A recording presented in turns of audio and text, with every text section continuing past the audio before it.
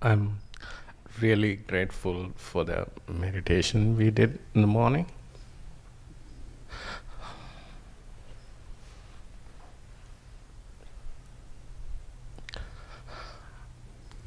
Everything looks so fluid now. Nothing is concrete.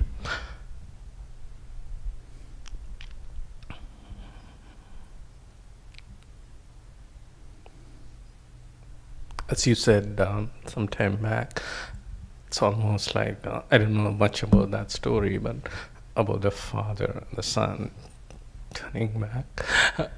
And it's like the son turning back and the father arrives.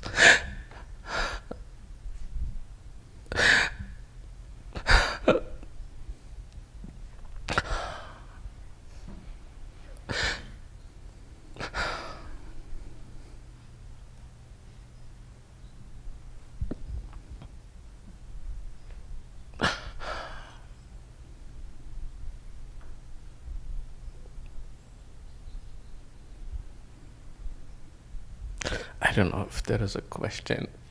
The thing is like, in a sense, like I can, at least from this, from the sound, I can feel everything is happening in this awareness when I close my eyes. And at some point in time when I open the eyes, I could feel that that too is happening in the awareness. The question I have is it that you see everything as awareness when you look at it outside?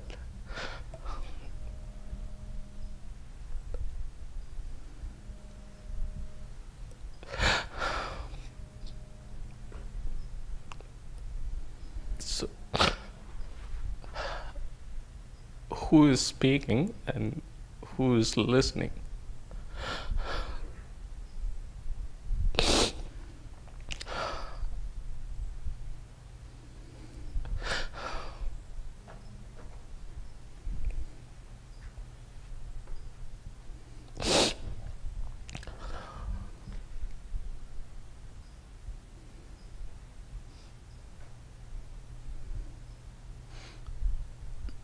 All the characters in all Shakespeare's plays are talking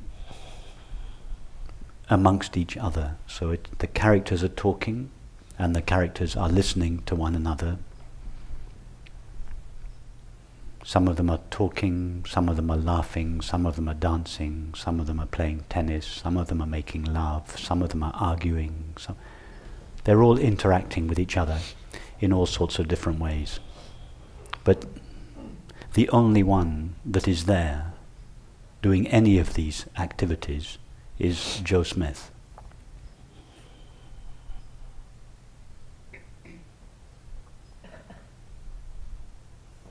Joe Smith is through the agencies of each of these characters, that is, consciousness through the activities of each of our minds, is interacting with itself. And if you think of all the interactions that take place between human beings, what are two human beings that interact with each other? What is at the core of their desire to interact with each other? Whether it is two lovers alone together, or Donald Trump and Kim Jong-un talking to each other, what are they really seeking? What is the ultimate cause between all our engagements with one another, both loving and hostile? It is to find resolution. It is to realize we are Joe Smith. It is to realize our shared, that is the tension in all relationships whether it is a hostile tension between Trump and Kim Jong-un, or a tension between two lovers, or just a conversation like this, that the tension is always the force that is pulling the two parties back to their shared reality. The whole enactment of human relationship, from the most loving to the most unloving, is all an enactment of a single desire to go back to our shared being.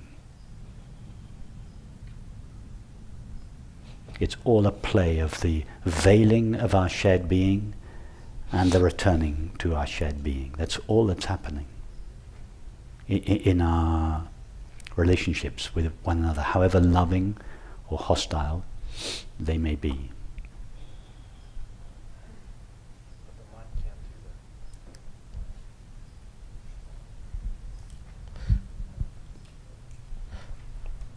Like when you see, not in terms of object, but in terms of real seeing, what does it really mean? Without veil.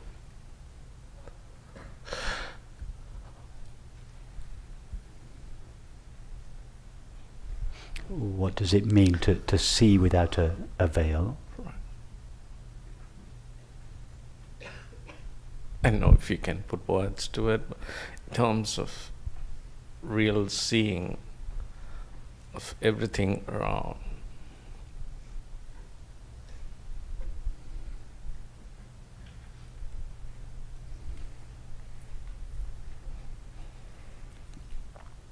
All there is to the experience of seeing is the knowing of it.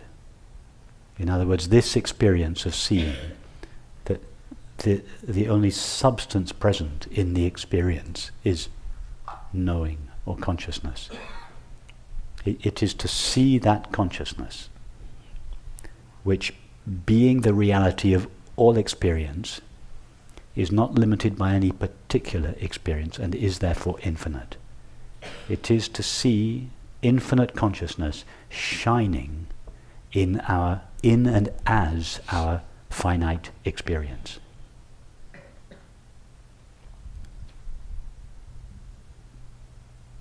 It's not that this is an illusion with some ultimate reality behind it.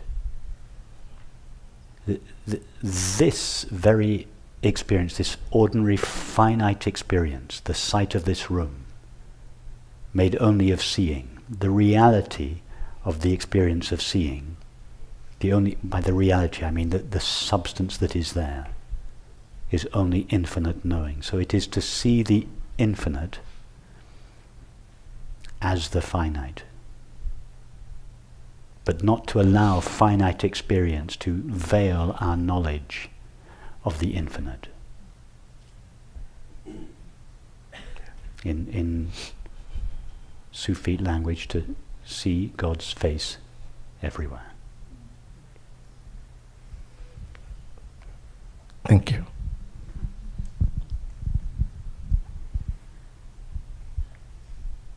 So it's not